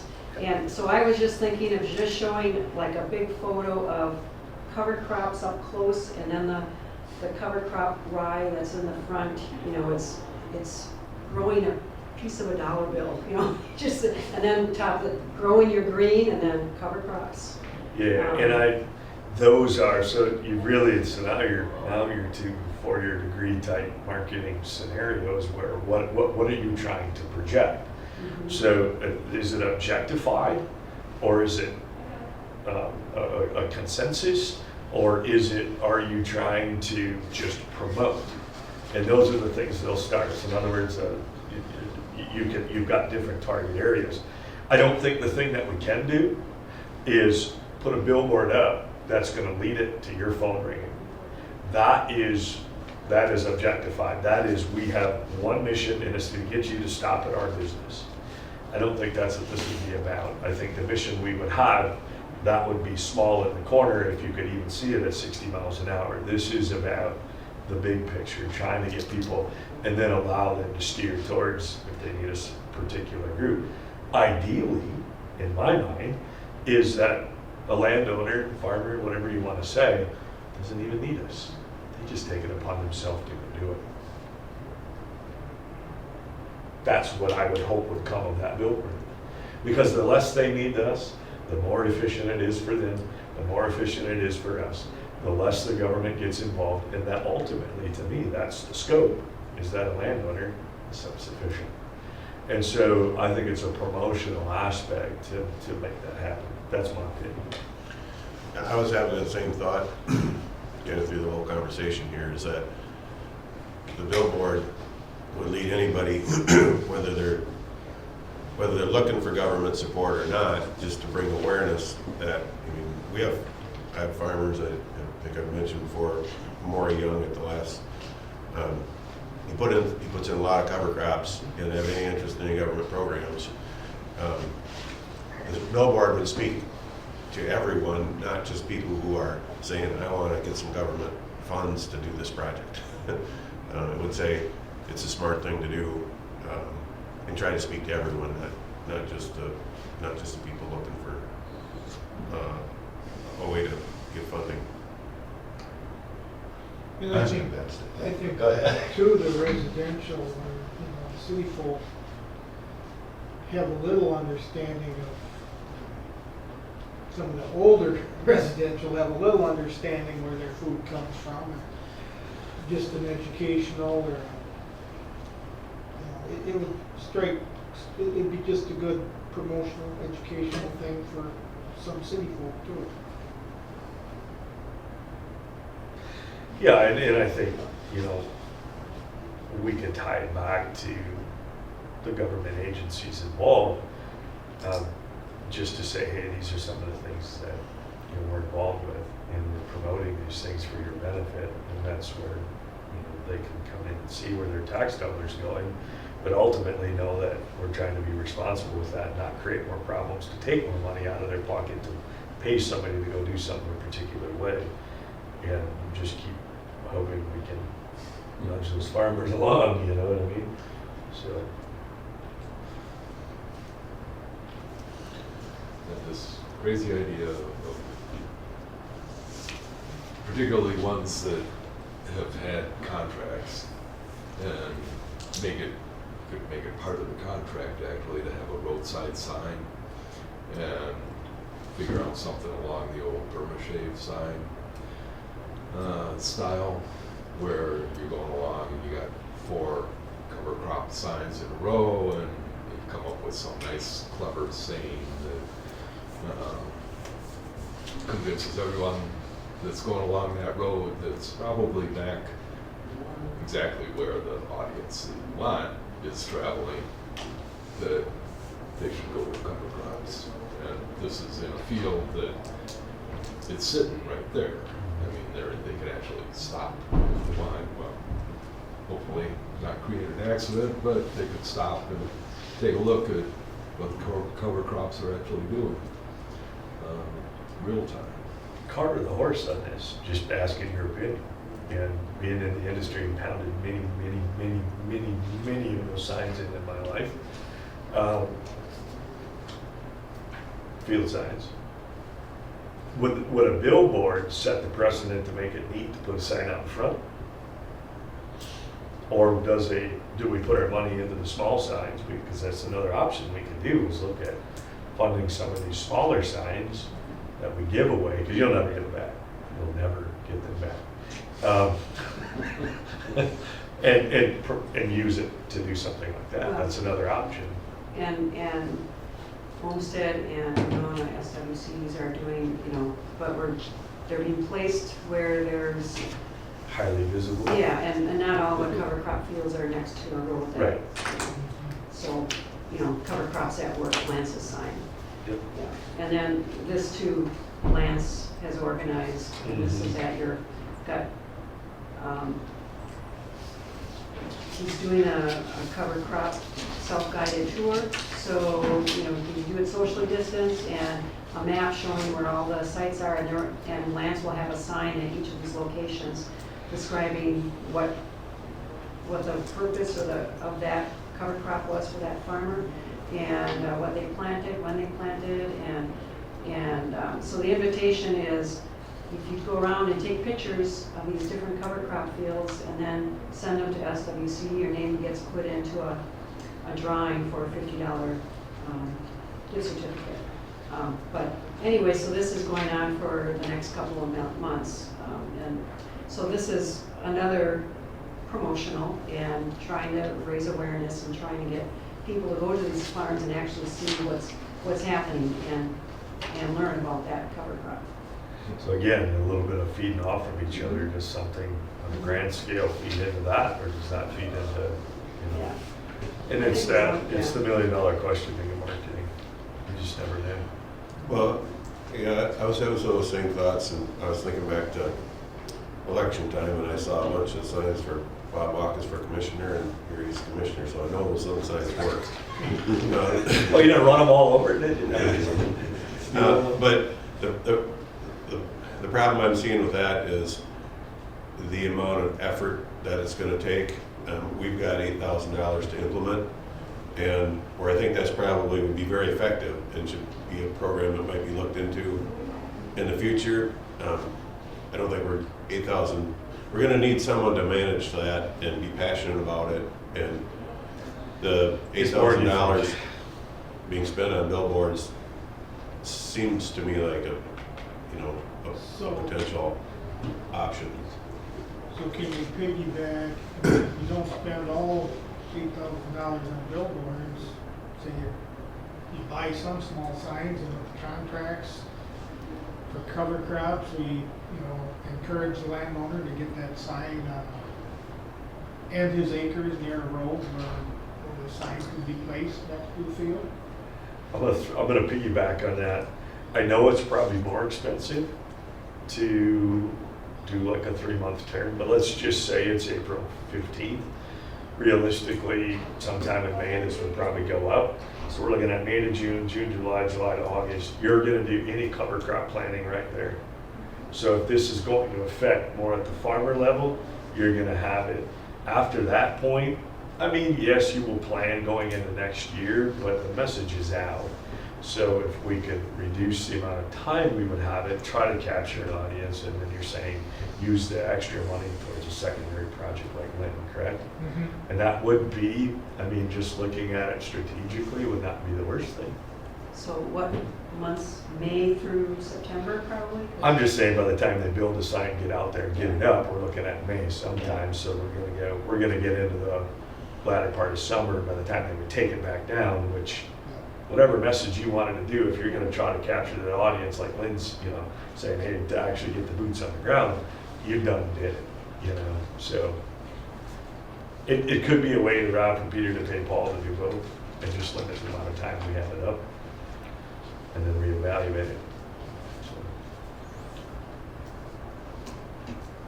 I think the small signs are a great idea. You're gonna have to have someone who's willing to take care of them, you're gonna have somebody's gonna have to physically, Well, my thought was just, receive them and, make it part of some of our contracts. yeah. But I'm So saying, you're required to put up 3 signs or something. yeah. But I'm saying somebody has to take the signs, Yeah. deal yeah. with them. You're gonna have to Store them, keep keep it it in in the storm, yeah. And It I think does, it's one it's thing about labor things, intensive. they're not coming back, but. Yeah. You go upstairs in my warehouse, we would have fence posts like you would not believe. And it's for signs. We have a whole room full of signs. And we don't even really get into retail that much. But it is very labor intensive. So it's more than what you realize. So. Oh. I don't know, in the interest of moving things along, I'll make a motion that we spend money on billboards. Second. Motion by Steve, second by Bob, to move forward with, do we have any disclosed locations? Well, and what you said about St. Charles was interesting, and I appreciated that. So that kind of I was initially leaning towards those company that had the St. Charles location. Because see, you don't even catch the 74 Which is more traffic, you expensive. don't catch, you might catch some coming down out of Plainview, you will, but a lot of those guys will run 42 and over. So it's actually a pretty small little market right there that you catch. A lot of the traffic's coming off from I-90, coming down to the stoplight and going that way, because they're avoiding the Lewiston exit. 42 is a tremendous. So how about 61? That's what I'm thinking, Plainview would actually be a better So in spot. general And it's sense, I think- centralized for Goes all all of the them. way from, actually down by Wabasha, that whole area, Mhm. funnels up towards Rochester or Elton Elevator, Yeah. whatever. So I think that's probably a good location. So my question, I don't want to throw another caveat here, but are we better off to do 2 billboards for a shorter time or 1 billboard for a longer time? Well, that was one of my questions, and of these locations, you say Plainview is a better option? I feel it is. Plainview and Stockton, believe it or not, would be better locations. Yeah. And so the Plainview sign for a 7-month period, I just picked out, or a 4-week period, was $6,400. And then What about like a 4-month? 4 months,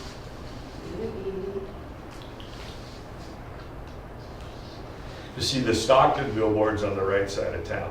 It's before you take the left. yep, to it's not- $800 for a 4-week period, and $800 set up.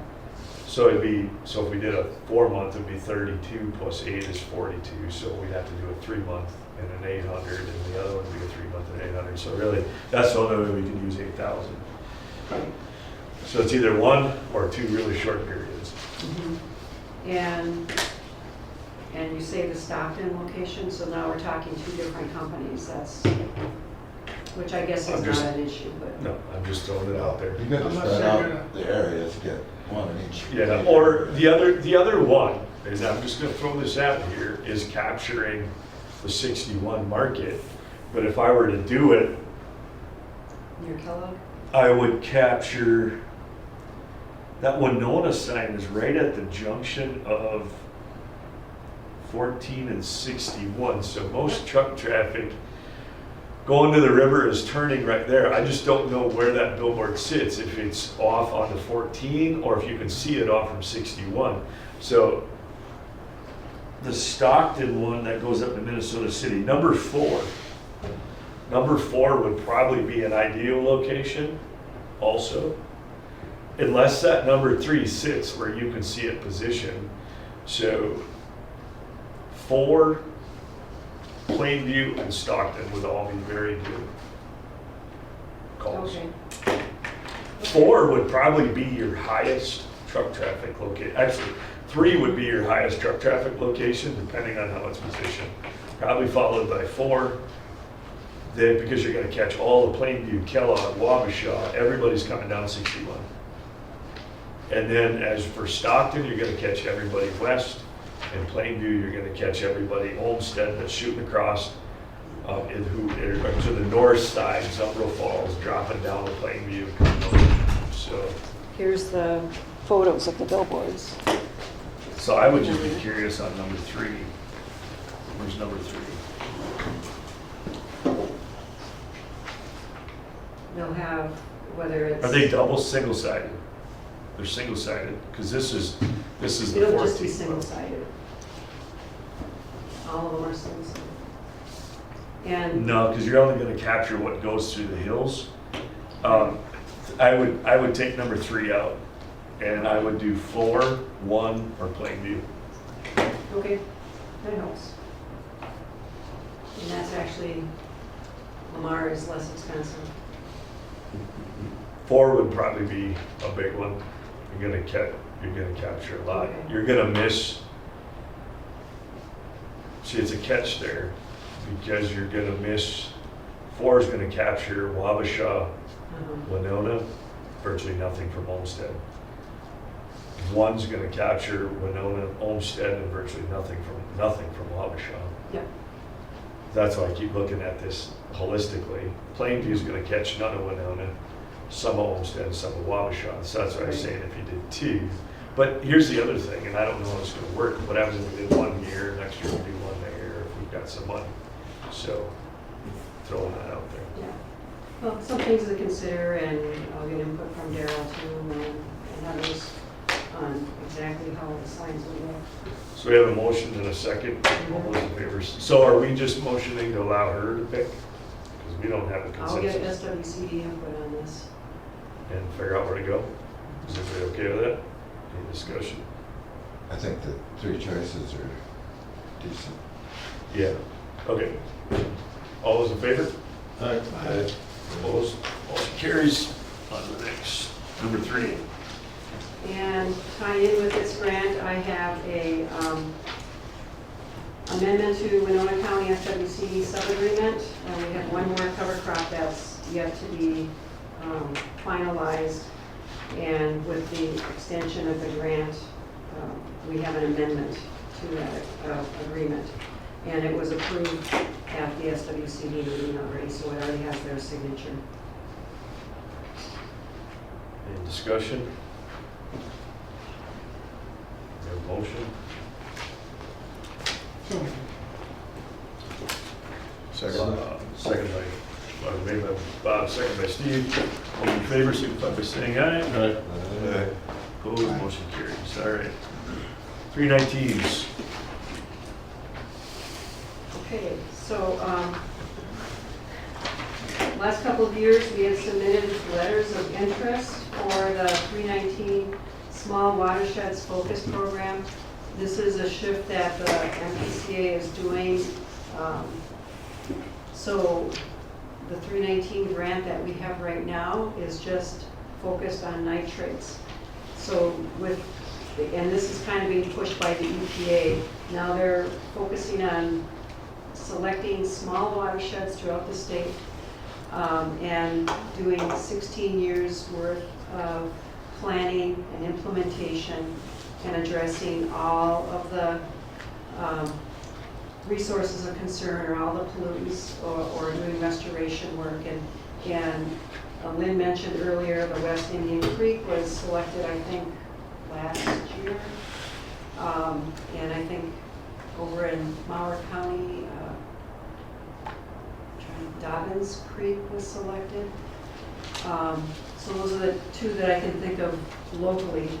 And so what I did is I used last year's letter and I updated it, and I could send it to Greg Johnson just to let them know that, hey, we are still interested. The letter we submitted last year is still acceptable, but I thought it would be nice to hone in on just one sub-watershed. And it appears that letters of interest that were awarded from previous years, that's what they did. They went ahead and selected a small watershed.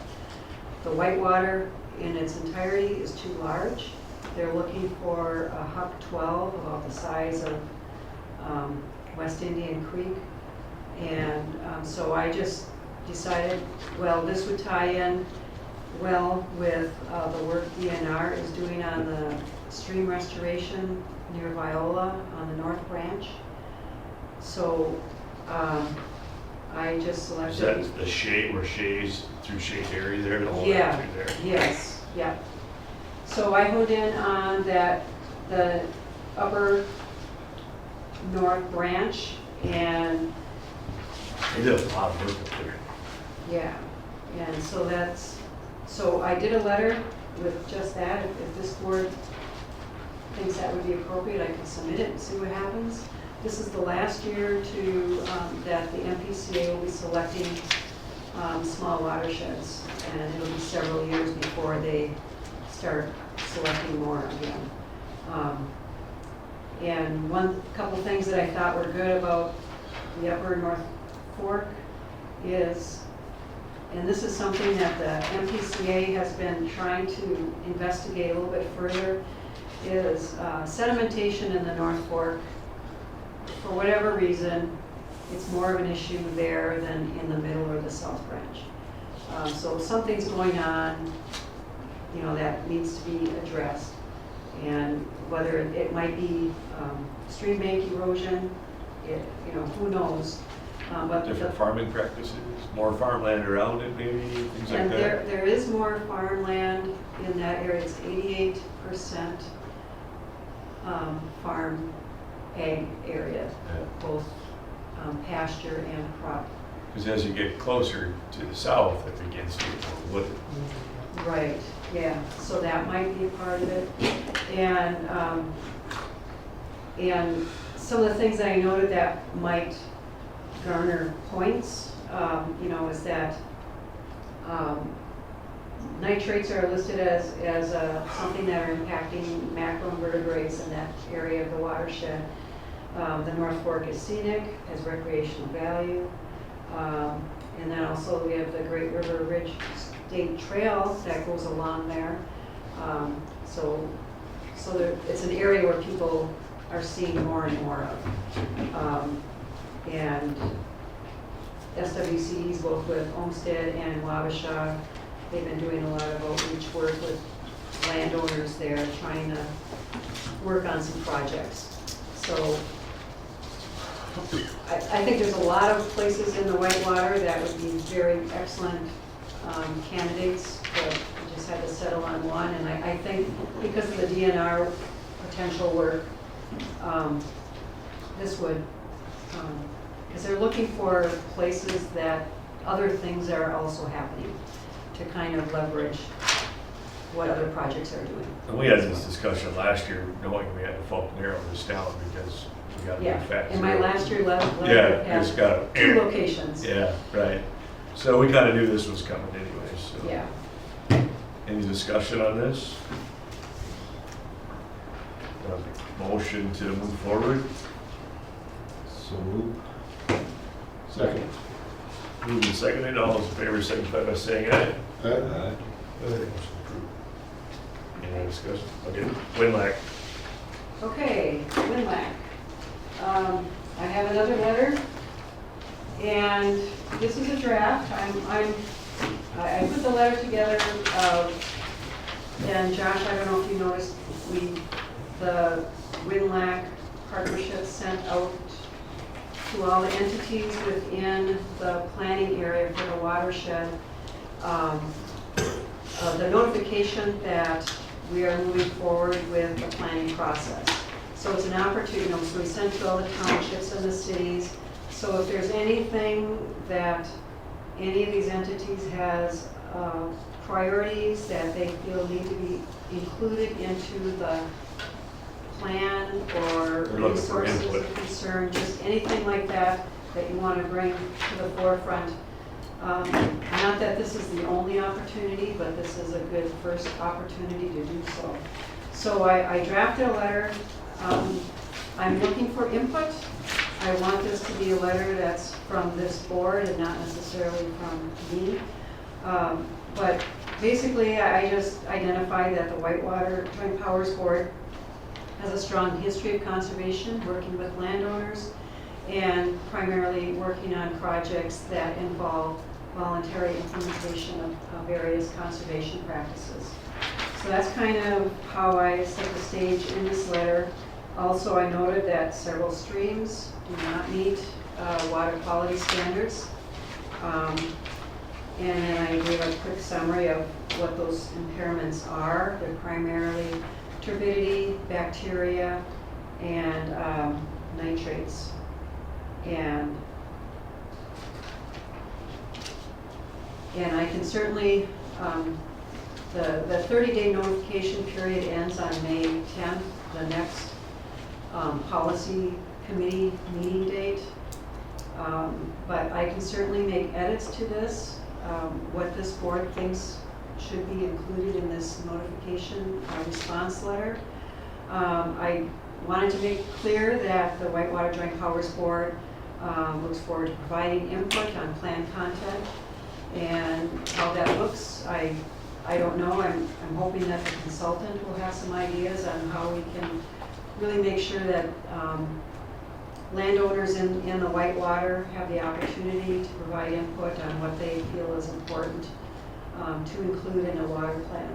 And I keep coming back to, and I know it's outdated, but when this plan was done, when the Whitewater, we had back in the 90s had to put together a watershed plan, and we had to do this. I believe it was instigated because we had PL 566 funds available, and to be able to get those funds, we had to complete a plan saying these are the practices we're going to implement in the next 5 to 10 years, and these are how many grass waterways. This is, not saying that the input will be exactly this, but when I did put together the RFQ for the consultant, I did note that our planning area for this one watershed, one plan has 4 distinct planning areas. And the Whitewater is the largest, or this largest sub-watershed, so that would be a planning area where the Whitewater would be able to identify its priorities, and so that would be incorporated into that overall plan. Garvin Brook would be another one, and the La Crescent watershed, and then all the small tributaries that go into the Mississippi would be another planning area, so to speak. The response letter doesn't have to be detailed, but just an acknowledgement that we understand the planning process is moving forward, and we want to be a part of providing input for that. And It's just a good overview. It kind of looks like we hit what we are, kind of what we do. Here's some focal points. Yep, We want to be involved. yep, and I can add more focal points if you want. I think this is a 40 to 80,000 foot. It is. We don't need to dive below that. Mhm. That's my thoughts. I think it looks good too. Any other discussion? I don't think we need a motion on it, it's just a letter, isn't it? Or do we need a motion to send it through? Well, you're going to sign it. Okay. Motion to send this letter back to WinLAC. Mhm. So moved. Moved by Matt, Second. second by Rob, all those in favor? Aye. Opposed, motion carries. Okay. Agency reports.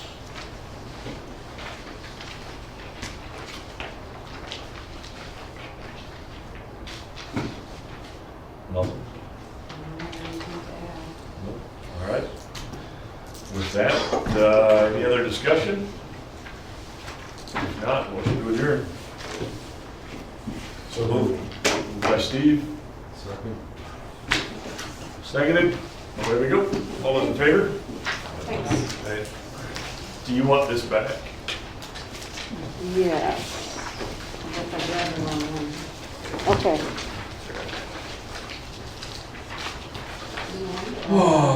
What do you know, James? Surgery go. Surgery go. It takes a while. Is there, are you at a point where you're more pain or more not? No, it helps, no. No. If If I sit too long, or if I sit too, it gets throbbing, I can get moving more. Or if I do a lot during the day, at night, it's I call it throbbing sensation. How long were you kind of like down? I was the 2 weeks after, I was just sitting in a chair, and I got near, you couldn't do nothing. You just can't do anything. So okay. Actually, I got to go in next Friday, and they do x-rays and see how it is progressing. This is So far, so good. Unless, Hope so. But you gotta be careful. I can't lift much yet. They're twisted. It lets you know. It gets better. It's getting better. I have them both done. I say it does get better. Yeah, it gets better, but it takes a while. Yes, it does. How long ago was that, Bob? 4 years. There's 2 checks. Well, not at the same time. No, 3 years apart or something. So, Bob, you had both hips or knees or what? Oh, yeah. Yeah, my hip never did bother me, but they put a rod down through my upper leg bone because it was all crushed. That's what hurts. A lot of times that And hurts. changes there. So that's what I. they put a rod in? Yeah. Down through the bone, and connected to the rib. So that's what bothers you. That's what bothers me. But it's getting better. As in the rod is what hurts, or as in just the procedure? The rod, well, the bone's got to heal around it. The rod, yeah. Then they, of course, they screw through. That's what took forever. Yeah. Where it doesn't. Because that's what I have here, that big bracket and all the screws in there, and they fused all that together, and it took a while. Yeah, that's what that's what, yeah, I don't know where it's coming from, but that's where it seems like. Seems like it hurts. That's what hurts. Yeah. So. You had an injury at some point? Yeah, a little cattle. I had one pinned against a wall, trailer, crushed it. How long ago was that? A couple years ago. And that's just accelerated everything to fall apart. Meat fall apart. So, That's a lot to deal with. so I do need to sign this. Yeah, just What's so you that? know somewhere, just acknowledge that you've So. seen it. you have a rod in your back? No, luckily, all I had was a disc that pushed out, and then it pinched the nerve. And then I was like shooting pain all the time, but all I had to do was grind some bone away, snip a little of the disc off, and now if I'm careful, I should be okay. Yeah, well, so they have to